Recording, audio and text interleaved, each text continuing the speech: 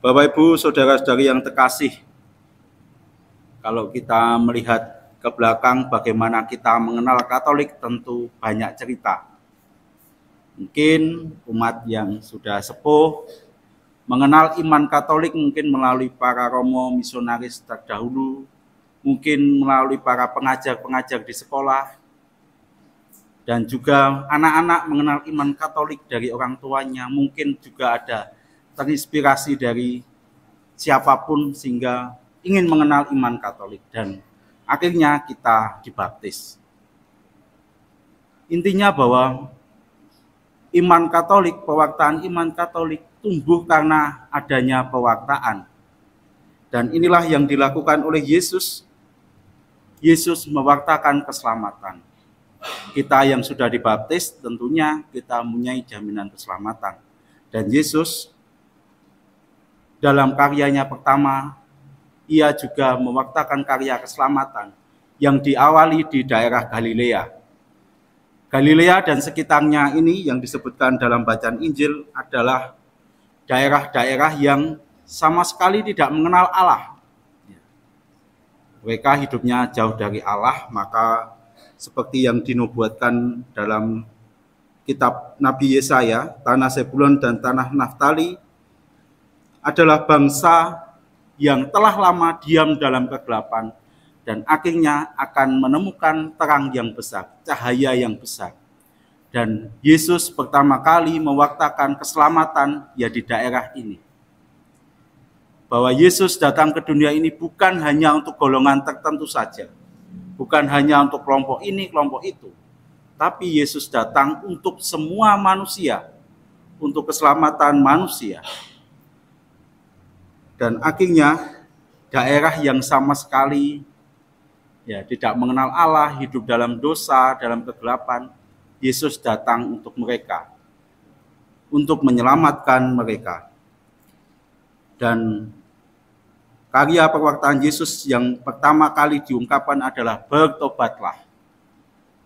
Bertobatlah itu sebab kerajaan Allah sudah dekat. Itu adalah karya pewartaan Yesus yang pertama, mengajak semua manusia bertobat kembali pada Allah.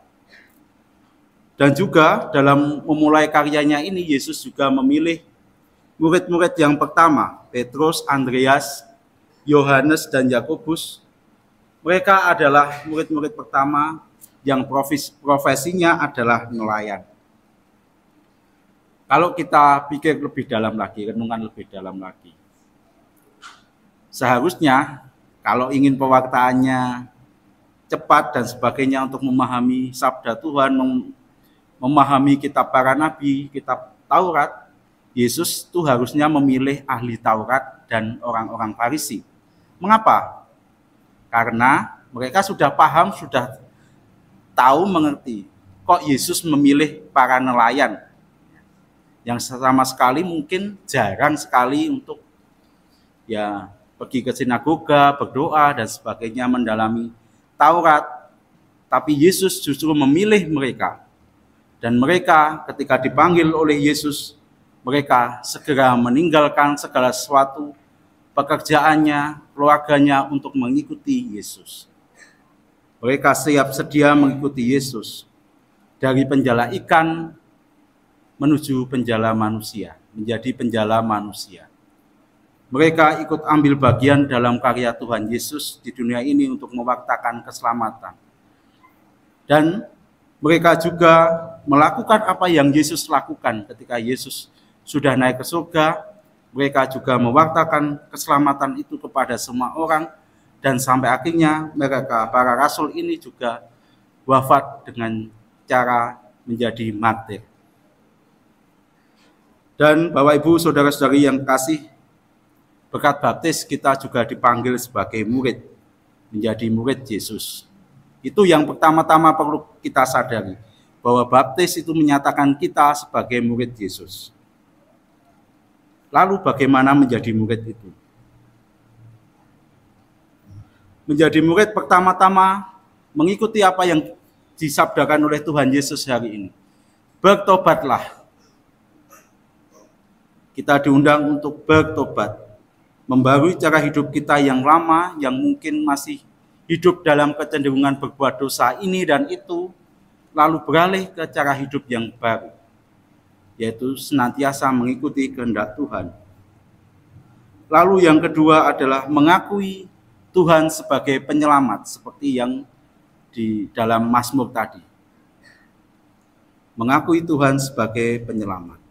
Lalu bagaimana kita bertobat?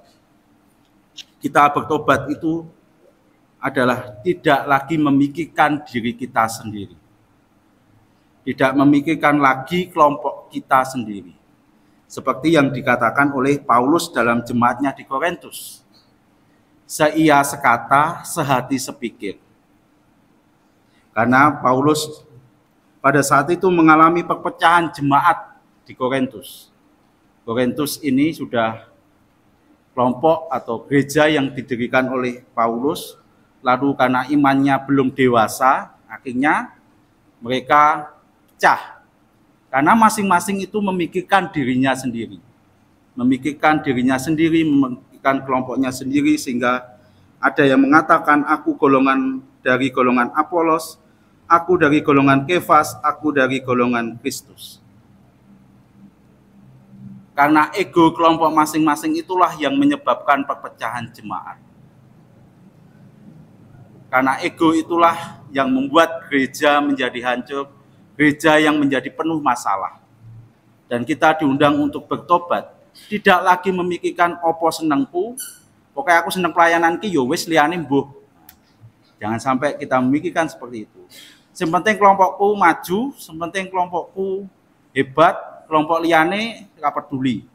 Sementing lingkunganku guyub, sepenting lingkunganku ketika doa lingkungan yang hadir banyak, yang penting kelompok lingkunganku itu selalu kompak, lingkungan yang lain saya tidak peduli.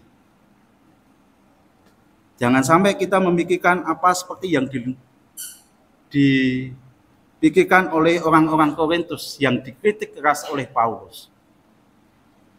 Jangan sampai kita memikirkan pokoknya aku dan aku, kelompokku dan kelompokku.